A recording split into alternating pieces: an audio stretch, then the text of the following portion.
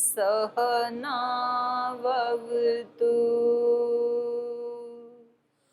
सहनौ भुनक्तु सह वीर्यं करवावहै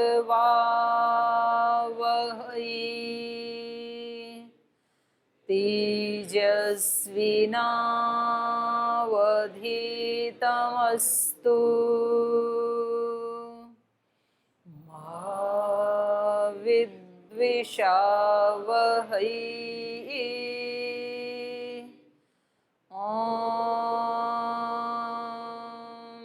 व्रतानां व्रतपते व्रतं चरिष्यामि तच्छकेयं तन्मे राध्यताम्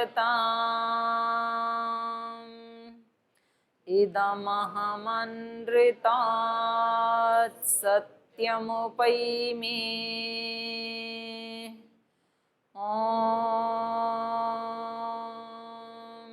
शांति शांति शांति।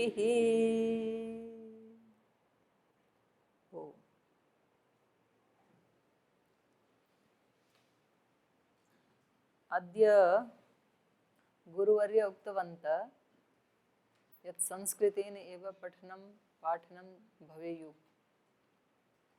किन्तु यदा सर्वथा संस्कृतेन एव पठामः चेत् ये द्रष्टारः श्रोतारः सन्ति ते न अवगच्छन्ति। तदर्थम् अहं मध्ये मध्ये आर्यभाषायामेव वदामि, किञ्चित् संस्कृतेन वदामि। तस्मात् अस्माकं ये श्रोतारः द्रष्टारः सन्ति ते अपि संस्कृतं पठेयुः।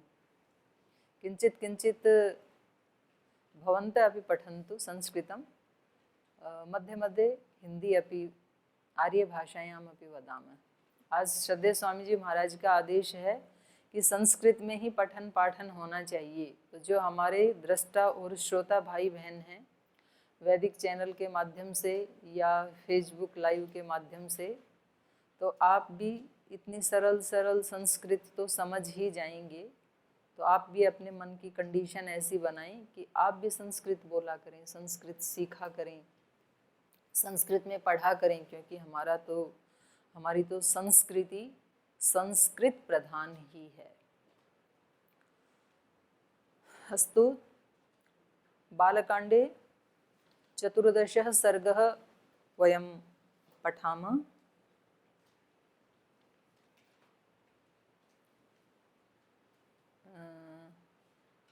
कुत्र पर्यन्तम् अभूत्? 10 श्लोक पर्यन्तम् अभूत्। 11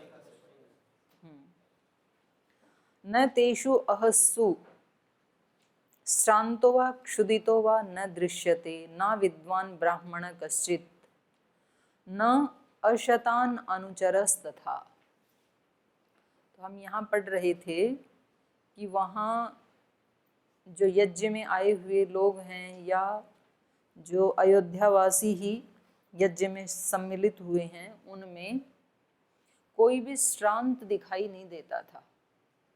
देखो, ये तो जो हम श्लोक हैं ये तो हम पढ़ ही रहे हैं, लेकिन रामायण जो पढ़ते हैं तो फिर उसका हमें ये ख्याल रखना है, हम रामायण क्यों पढ़ते हैं? किम प्रयोजनम अस्ति, किमर्थम पठामः वयम रामायणम वदन्तु। क्यों पढ़ रहे हैं आप? तादृशम भवेत्, अस्माकं चरित्रम अपि तादृशम एव भवेत् यथा अस्माकं आदर्शानाम् अस्ति, अस्माकं आदर्शानां चरित्रं यथा आसीत् तथैव अस्माकमपि भवेयुः। तो श्री राम का, माता सीता का, माता कौशल्या का जब हम चरित्र देखते हैं तो ये ऐसा नहीं है कि जो प्रसंग आएगा तब हम पढ़ लेंगे, फिर एक दिन हम थोड़ी सी खुशी मना लेंगे, ताली बजा देंगे, ये क्या चरित्र। नहीं, जैसे ही कोई प्रसंग आए सुबह से शाम तक जीवन में, तो याद करें कि आज मैंने रामायण पढ़ी है सुबह। या रामायण पढ़ने से पहले कोई ऐसा प्रसंग आए जो हमारे मन के अनुकूल नहीं है, तो हमें स्मरण आना चाहिए कि मैं आजकल रामायण पढ़ रहा हूँ, अभी जाके मुझे रामायण पढ़नी है। इसका क्या मतलब हुआ? इसका मतलब ये हुआ कि जब प्रतिकूलता अपने घर में अपनों के द्वारा दी जाती है, उस समय व्यक्ति को पहले तो कोशिश करनी चाहिए उसको समझाने की, लेकिन समझाने से भी कई बार किसी व्यक्ति के ऐसे संस्कार होते हैं, कभी कभी ऐसे संस्कार नहीं होते हैं, उस परिस्थिति में उसके अंदर मूढ़ता आ जाती है। तो कभी कभी अहंकार ऐसे अकड़ जाते हैं ना, तो कभी एक व्यक्ति कहता है मैं झुकने का नहीं हूँ क्योंकि मेरी कोई गलती नहीं है, दूसरा कहता है मैं भी झुकने वाला नहीं हूँ क्योंकि मेरी भी त्रुटि नहीं है। तो दोनों यदि नहीं झुकेंगे तब तो हो जाएगा महाभारत। और रामायण में क्या था, एक तरफ कैकेयी माता ने तलवार खींच ली कि मैं झुकने वाली नहीं हूं, और उधर दशरथ कह रहे मैं अपने वजन से डिगने वाला नहीं हूं। तो ऐसे में क्या करें? उधर जो नगरवासी हैं वो कह रहे हैं कि ये तो सरासर अन्याय है, ये तो नहीं होना चाहिए इस तरह से। तो कोई त्रुटि हो ना, तो कभी कभी क्या होता है बिना त्रुटि के भी प्रसाद मिल जाता है, जैसे कि श्री राम को मिला। श्री राम की कोई त्रुटि थी क्या? कोई भी त्रुटि नहीं थी। वो तो इतने शालीन व्यक्ति हैं और कभी भी नहीं की कैकेयी माता के प्रति त्रुटि, एक बार भी नहीं की उन्होंने, किसी के प्रति भी नहीं की। लेकिन उसके बाद भी अब कैकेयी माता के ऐसे संस्कार थे, ये भी हो सकता है, या उस परिस्थिति में उसके माइंड को चेंज कर दिया, ये भी हो सकता है, कुछ भी हो परिस्थिति। लेकिन जब युद्ध अपनों के साथ होता है तो उस समय व्यक्ति को, यदि वो सचमुच रामायण पढ़ रहा है या रामायण सुन रहा है, तो उसको क्या करना चाहिए? अपनों से हार जाना चाहिए। अपनों से हार जाते हैं तो रामायण बन जाती है, और अपनों के साथ भिड़ जाते हैं, अड़ जाते हैं तो महाभारत हो जाती है। ये अंतर है रामायण और महाभारत में।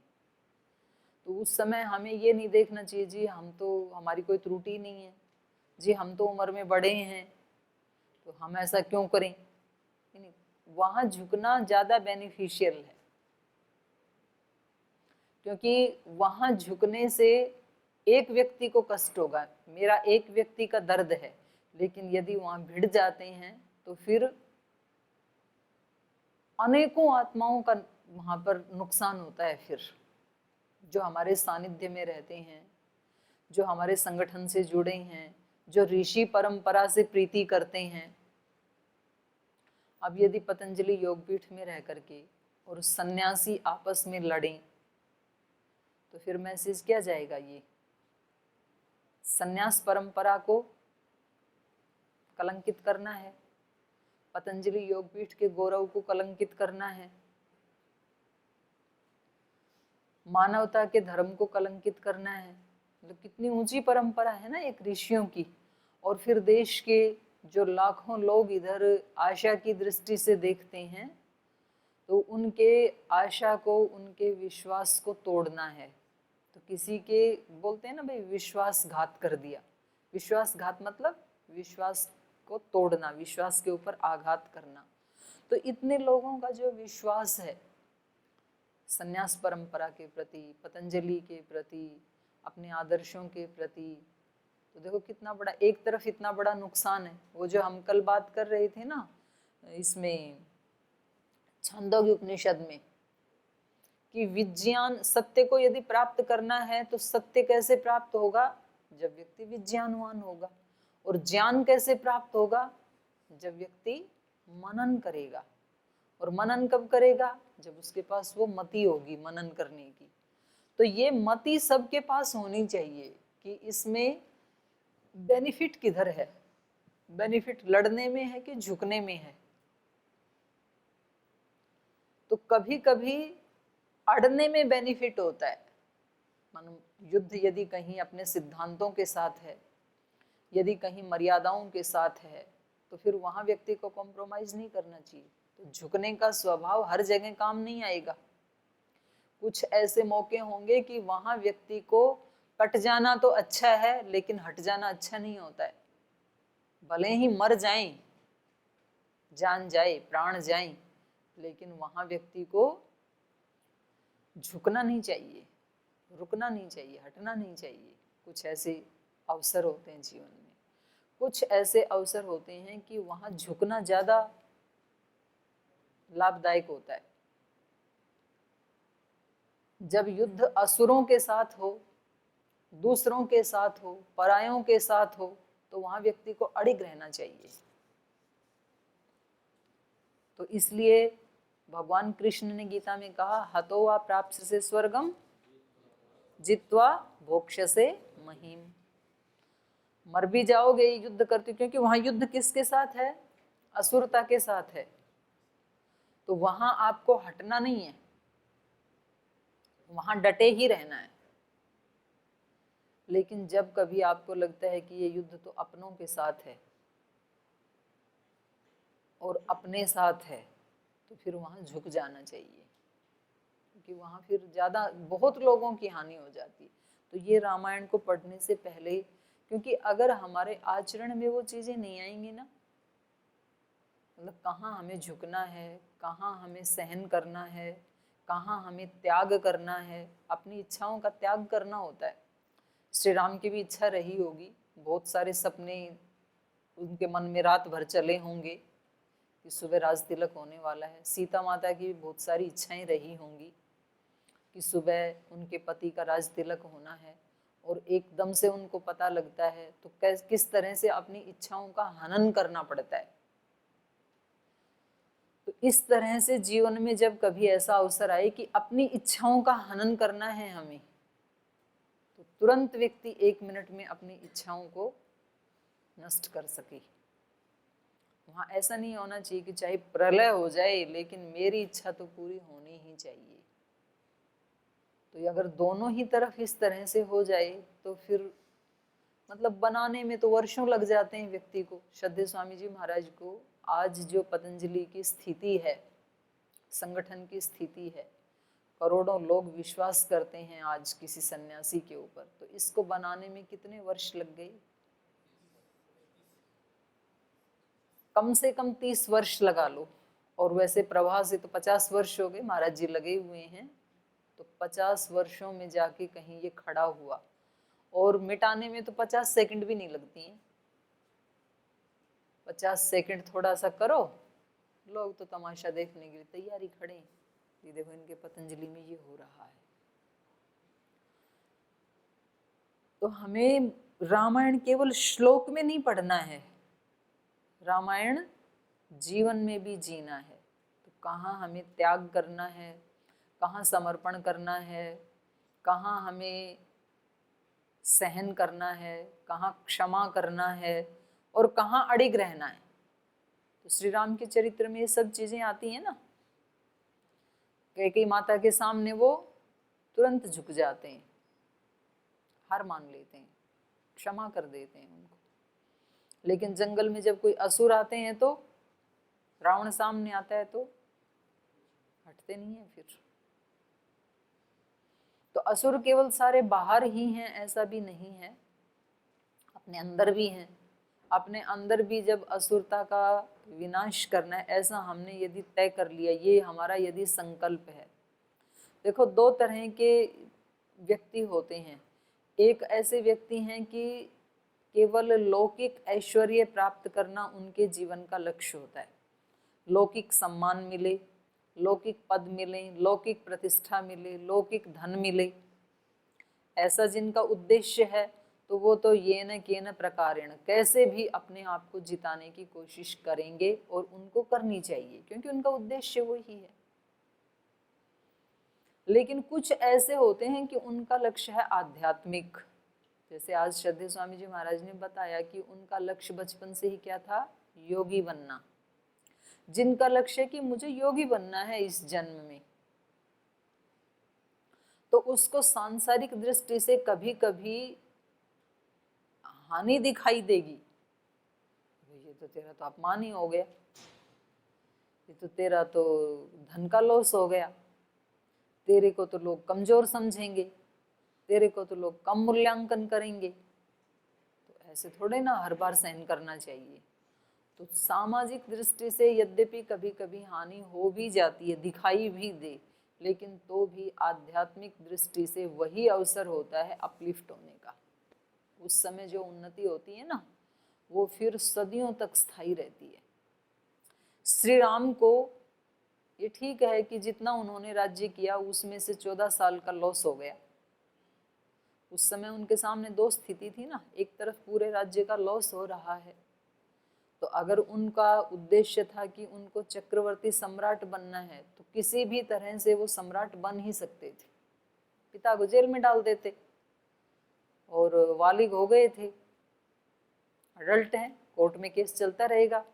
एक बार राजा ने यदि अनाउंस किया है तो राज्याभिषेक अब हो गई, बड़े पुत्र हैं, योग्य हैं और सारा मंत्रिमंडल उनके साथ है, महर्षि वशिष्ठ वामदेव जैसे ऋषि उनके साथ हैं, तो किसी भी तरह से राज्य तो प्राप्त हो ही सकता था। लेकिन वो उनका उद्देश्य नहीं है, उनके जीवन की प्रायोरिटी नहीं है। वो उनके जीवन की प्रायोरिटी क्या है, प्राथमिकता क्या है? आदर्श पुत्र बनना, आदर्श राजा बनना, आदर्श पति बनना, आदर्श नागरिक बनना। इतने नागरिक क्या देखेंगे? तो आदर्श है तो भले ही उनके जीवन में राज्य का तो लॉस हुआ, और उधर माता कैकेयी की लौकिक दृष्टि से तो विजय हो गई, जो वो चाहती हैं वैसा ही हो गया। लेकिन आज भी अगर किसी अनजान व्यक्ति से भी पूछें कि भाई वो जो विजय थी वो माता कैकेयी की असली विजय थी या अज्ञान मूलक विजय थी, उनको दुख देने वाली विजय थी या सुख देने वाली थी, तो क्या कहेंगे आप? विजय राम की हुई कि कैकेयी की हुई? आप भी ऐसे ही बोल रहे, कोई भी ऐसे ही बोलेगा। तो आपको लौकिक दृष्टि से कभी कभी ऐसे लगेगा कि मेरा लॉस हो रहा है, लेकिन वो लॉस होकर के भी व्यक्ति जीत जाता है। और कभी कभी आपको लगेगा नहीं, मुझे तो ये किसी भी कीमत पे लेना, ऐसे ही करना है मुझे, ऐसा आप कर तो लेंगे, लेकिन करने के बाद भी आप हार जाएंगे। हमारे बड़े लोग कहा करते, जाए लाख बचे साख। साख का मतलब होता है बड़े लोगों के बीच में अपना सम्मान, अपना गौरव, अपना आदर, उनकी कृपा। कभी कभी होता है ना, जैसे एक ही माता पिता के घर में दो बेटे ऐसे हो जाते हैं जो परस्पर लड़ते हैं, तो फिर वो माता पिता उनको दोनों को ही बताते हैं भाई ये ठीक है, ये गलत है, ऐसे मत करो, ऐसे कर लो। अब उनमें से दोनों मानने को तैयार नहीं है, फिर माता पिता फिर बताते हैं बेटा ऐसे मत करो, तो फिर उनमें से एक हार मान लेता है कि चलो कोई नहीं, इसको दे दो, जो चाहिए वो इसको दे दो, हमारे को रहने दो। तो माता पिता की वैसे तो सभी पे ही कृपा रहती है, लेकिन उस समय जो वो संकट में पड़ गए थे, उनका मन बहुत परेशान हो गया था कि मैं करूं तो क्या करूं, ये दोनों मेरे ही बेटे हैं। तो उस समय जो बच्चा उनको संकट से उबारता है और जो अपनी खुशियों का त्याग करता है, उसके ऊपर ज्यादा कृपा होगी या भौतिक दृष्टि से जिसको ज्यादा मिल गया उसके ऊपर ज्यादा कृपा होगी? त्याग वाले पे ज्यादा कृपा होती है। ऐसे होता है ना, जब अलग होते हैं भाई भाई, तो मतलब किसी चीज को लेकर के वो अड़ जाते हैं, मानो सब आधा आधा हो गया और बाद में कोई सोने का या चांदी का कोई ऐसी वस्तु बच गई कि भाई इसको आधा कैसे करें, आधा नहीं हो सकता है।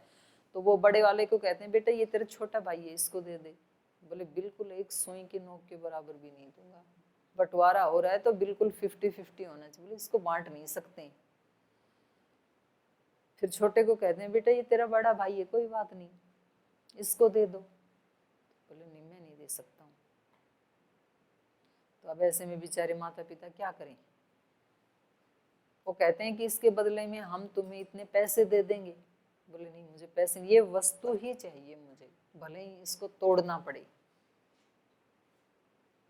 तो वहां यदि जिसके हृदय में श्रद्धा भक्ति होगी, माँ बाप के प्रति निष्ठा होगी, वो तो कहेगा कि ठीक है फिर इन्हीं को ही दे दो, कोई बात नहीं है। तो उसके ऊपर यद्यपि उस व्यक्ति ने वो वस्तु तो प्राप्त कर ली, लेकिन उस दिन उसने बहुत कुछ खो भी दिया। माता पिता के आशीष खो दिए उसने, माता पिता की कृपा को खो दिया उसने। तो ये बहुत बड़ा लॉस है आध्यात्मिक व्यक्ति के लिए। सांसारिक व्यक्ति के लिए बहुत बड़ा प्रॉफिट है, सोने की चांदी की वस्तु आ गई उसके पास। और जिसके अंदर श्रद्धा है, भक्ति है, प्रेम है, ये ऐसे मौके के ऊपर ही उसकी परीक्षा होती है। श्री राम के ही वंश में महाराजा हरिश्चंद्र, एक बार वो अपने राज्य सिंहासन पे बैठे थे, तो वहाँ दो महिलाएं आती हैं झगड़ा करते हुए। एक बच्चे को लेकर के झगड़ा है। एक महिला कहती है ये मेरा बच्चा है, दूसरी कहती है नहीं ये मेरा बच्चा है, इसने चुरा लिया है। और दोनों रोए जा रही हैं और बच्चे को खींच रही हैं इधर उधर। तो उनके वो पकड़ के लेके आते हैं सिपाही दोनों को महाराज के सामने। अब राजा भी आश्चर्य में पड़ जाता है कि मैं कैसे जानूं किसका बच्चा है, क्योंकि जिससे भी पूछते हैं तो वो इस तरह से रिएक्शन कर रही है कि जैसे बिल्कुल सचमुच उसी का ही बच्चा है। तो राजा ने कहा कि मैंने बहुत न्याय किए हैं, लेकिन आज तो मैं भी फेल हो गया, मेरे तो कुछ समझ में नहीं आ रही है। तो फिर एक महिला से पूछा कि सच सच बताओ, दोनों बताने को तैयार नहीं है। तो उनकी पत्नी साथ बैठती थी राज दरबार में। तो उन्होंने अपनी पत्नी से कहा, उनके पुत्र भी पास में बैठे थे, रोहिताश्व भी। तो उन्होंने कहा कि आप कुछ हेल्प करो इसमें। तो उन्होंने कहा महाराज ये तो 2 मिनट का काम है, मैं अभी कर देती हूँ। जो घंटों से विवाद चल रहा था, तो राजा ने सोचा ऐसा इसके दिमाग में कौन सा आइडिया है। बोले फिर आप ही आओ यहाँ पे। तो उसको आगे बुलाया गया। तो बोले आप न्याय करो। तो उसने, जो वो वहाँ काम करने वाले व्यक्ति थे, उन्होंने कहा एक तलवार लेके आओ। तो तुरंत तलवार लेके आई। बोले महाराज इसमें क्या सोचने की बात है, दोनों दावा कर रहे हैं मेरा बच्चा मेरा बच्चा, तो ऐसे करते हैं इसको बीच में से काट देते हैं, एक पार्ट इसको दे देते हैं, एक इसको देते हैं। तो ऐसा करते ही वो जो सच्ची माँ थी उसने कहा नहीं महारानी आप ऐसा मत कीजिए, आप पूरा बच्चा इन्हीं को ही दे दो, ये इन्हीं का ही बच्चा है, मेरा नहीं है। तो उसने तलवार फेंक के मारी और उसने कहा महाराज हो गया निर्णय, ये बच्चा इस महिला का है।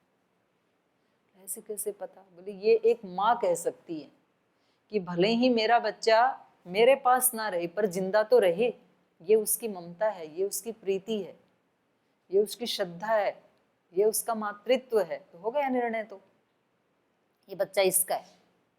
दूसरी से पूछा कि बोलो क्या ऐसा ही है? तो जब वो काटने की बात आई तो वो भी हिल गई। तो उसने कहा कि महाराज है तो ऐसा ही। तो उन्होंने कहा कि फिर तुमने ऐसा क्यों किया, इनके बच्चे को क्यों चुराया? बोले जी मेरे कोई बच्चा नहीं था और पिछले 10-15 साल से लोगों ने मेरे को न पुत्री न पुत्री न पुत्री ऐसे कह करके लोग मेरा दर्शन करना नहीं चाहते हैं। समाज की भी बहुत बड़ी त्रुटि है कि इसके पुत्र नहीं है, ये न पुत्री है, इसके दर्शन हो गए तो काम नहीं बनेगा। तो मैं बड़ी परेशान हो गई थी, तो इसलिए मुझे लगा कि मैं इसकी माँ बनूंगी तो मैं उस शाप से मुक्त हो जाऊंगी, लेकिन मेरे को माफ करें, ये वास्तव में तो ये बच्चा इसी का ही, क्योंकि असत्य के ज्यादा पैर नहीं होते हैं, थोड़ी दूर तो चलता है लेकिन उसके बाद तो उसको मानना ही पड़ता है। झूठ के पांव नहीं होते, ऐसे कहावत है। तो उसने कहा, राजा हरिश्चंद्र ने कहा कि बताओ अब इसके साथ क्या न्याय किया जाए, इसको तो इसका बच्चा मिल गया तो ये तो तृप्त हो गई, ये भी तो परेशान है, तो इसके साथ आप क्या न्याय करेंगी? तो उन्होंने अपने बेटे से कहा कि इसको आप इतनी बार माँ माँ माँ कह करके पुकारो कि जब तक ये मूर्छित होके गिर ना जाए, क्योंकि इसके कान प्यासे हैं माँ शब्द सुनने के लिए। तो वहां अपने बच्चे को आदेश देती हूँ, छोटा है उनका पुत्र राजा हरिश्चंद्र का, रोहतास। तो वो बोलना शुरू करता है माँ माँ माँ माँ। तो थोड़ी देर तो वो सुनती है, उसके बाद वो कान बंद कर लेती है और फिर वो गिर जाती है। तो उन्होंने कहा आपने मेरी आंखें खोल दी, मैं कभी भी ऐसा काम नहीं करूंगी। और उसको कोई दत्तक संतान उन्होंने दिलवाई, राजा ने, रानी ने। तो मैं आपको क्या बताना चाह रही हूँ कि किसकी कितनी प्रीति है, कितनी श्रद्धा है, कितनी निष्ठा है, कितनी भक्ति है, ये कब पता चलता है? जब ऐसा कोई प्रसंग सामने आता है। नहीं तो माँ बाप के प्रति, गुरुजनों के प्रति, देश के प्रति कौन ऐसे कहेगा कि मेरे अंदर श्रद्धा भक्ति निष्ठा नहीं है? सब ऐसे ही दावा करते हैं। लेकिन जब मौका आता है ना कुछ खोने का, कुछ त्याग करने का, उस दिन पता चल जाता है। तो हम यदि पढ़ते हैं तो हमें ऐसे मौके कभी जीवन में आए तो उनका आदर करना चाहिए। उस दिन आप लौकिक दृष्टि से थोड़ा खो भी दोगे ना, लेकिन आध्यात्मिक दृष्टि से आपको इतनी शक्ति मिलेगी कि आज मैंने अपने माँ बाप की खुशियों के लिए अपनी खुशियों का त्याग किया, अपनी खुशियों का बलिदान किया। आज मैंने अपनी खुशियों को साइड में रख करके, उनका त्याग बलिदान करके अपने गुरु की खुशियों को मैंने सामने रखा, अपने देश की खुशियों को मैंने सामने रखा, अपने धर्म की उन्नति को मैंने सामने रखा, और इसके लिए मैंने अपनी इच्छाओं का त्याग कर दिया। उस दिन आपको उतनी शक्ति मिल जाएगी जितनी सामान्य रूप से 10 साल में भी आपको नहीं मिलती है। तो इस सत्य का मार्ग ऐसा नहीं है कि इसमें कुछ मिलता ही नहीं है जी, बस केवल रोते नहीं, रोते रहो नहीं। उस समय श्री राम को जो शक्ति मिली वो कैकेयी माता को 1000 जन्मों में भी मिल नहीं सकती है।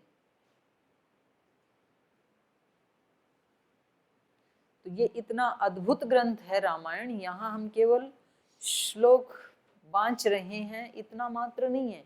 ये पल पल ये रामायण हमारे जीवन में प्रवेश करती है, सुबह से शाम तक आती ही रहती हैं। ऐसी सिचुएशन तो रोज आती ही रहती हैं। आप एक कक्ष में रहते हैं, एक व्यक्ति सफाई करने को तैयार नहीं है, एक सफाई करने को तैयार है, एक का स्वभाव साफ सुथरा रखने का है, दूसरा का स्वभाव अस्त व्यस्त गंदा रखने का है। तो अब एक बन गई ना यहाँ पर क्रिटिकल स्थिति। तो अब आप यहाँ ये भी सोच सकते हैं कि यही तपस्या करने का अवसर उपस्थित हो गया है। दोनों के लिए है। एक सोच सकता है कि कितना बढ़िया मौका है, मेरे स्वभाव में इसी चीज की तो कमी थी, तो ये भगवान ने मेरे सामने ला दी। तो अब अगर मैं अपना कर्तव्य समझ करके भी इस सफाई आदि का ध्यान रखूंगा तो मेरे स्वभाव में जो त्रुटि थी वो ठीक हो जाएगी। तो कितनी अच्छी बात है। अगर मैं अकेला रहता तो शायद मैं साफ नहीं करता और ये दोष मेरा कभी भी नहीं हटता। लेकिन क्योंकि समूह में रह रहे हैं तो अपना कर्तव्य समझ के ही स्वच्छता करनी पड़ेगी। तो इसके माध्यम से मेरा एक दोष छूट जाएगा। कितनी अच्छी बात है। और दूसरा ये सोच सकता है कि मेरा तो स्वभाव है ही, लेकिन इसका स्वभाव मेरे से अलग है, इसका स्वभाव है गंदा रहने का। तो किसी अपने एंटी स्वभाव वाले व्यक्ति को सहन करना, तो मैं कहाँ ढूंढने जाता इसकी तपस्या करने के लिए। तो देखो भगवान ने कितनी कृपा की, कमरे में ही भेज दिया उसको मेरा तप करवाने के लिए। तो कितनी खुशी मिलेगी। मैं उसकी जिस दिन बारी है उस दिन भी साफ कर डालूंगा, तो मेरी सेवा भी बढ़ेगी। 5 दिन सफाई करता था तो 1 गुना पुण्य मिला, 10 दिन करूंगा तो डबल पुण्य हो गया, मेरा पुण्य भी बढ़ा और एक तपस्या करने का, उसमें पास होने का अवसर भी मिल गया। सहोसी सहोमयी देहि, प्रार्थना तो करते हैं अग्नि से, शुद्ध मंत्र तो बोलते हैं, यूज कहाँ करेंगे उसका एक्सपीरियंस कहाँ करेंगे? अभी करेंगे कमरे में। तो ये रोज हमारे जीवन में आती ही रहती हैं। और आप ऐसे मत सोचना कि जी कभी ऐसा होगा कि कहीं हमें राज मिल रहा होगा और फिर कोई कैकेयी माता आएगी तो हम रामायण को याद करेंगे। उस समय कोई ऐसा बड़ा प्रसंग आएगा कि जब पतंजलि योगपीठ की रजिस्ट्री हो रही होगी और किसी दूसरे के नाम किया जा रहा होगा, तो उस समय हम त्याग कर देंगे और उस समय हम तपस्या करेंगे, तो हम रामायण को याद करेंगे। ऐसा नहीं सोचना है कि कभी कोई बड़ा प्रसंग आएगा। हम शहीदों के गीत गाते हैं कि उन्होंने अपने देश के लिए अपना कर्तव्य पालन करते करते अंतिम श्वास ली, उन्हीं को तो शहीद कहते हैं ना। लेकिन शहादत केवल सीमा पे खड़ा हुआ व्यक्ति ही नहीं करता है। जो हमारे योगी हुए, जो हमारे योद्धा हुए, जो देश के अंदर रह करके देश की सेवा करते हुए जिन्होंने अपने प्राण भी न्यौछावर कर दिए, वो भी शहीद हैं। धर्म के लिए जो पल पल इतना त्याग तप करते हैं, वो भी शहादत है धर्म के लिए, देश के लिए। और शहादत एक दिन में नहीं आती है कभी भी। हो सकता है वहां तो कभी ऐसी कोई मुठभेड़ हो तो एक क्षण में भी व्यक्ति शहीद हो जाए, यद्यपि उसकी तैयारी भी उसको वर्षों करनी होती है। लेकिन यहाँ तिल तिल करके व्यक्ति को क्या करना है, उस मार्ग पर चलने के लिए कैसे अपने पैर जमा के रखने होते हैं। अंगद ने जमाया था ना जैसे रावण के दरबार में, तो ऐसे अध्यात्म के योग के मार्ग पर इस साधक को ऐसे पैर जमाने होते हैं। और ये फिर सहायता करते हैं हमारी, ये जो शास्त्र हैं।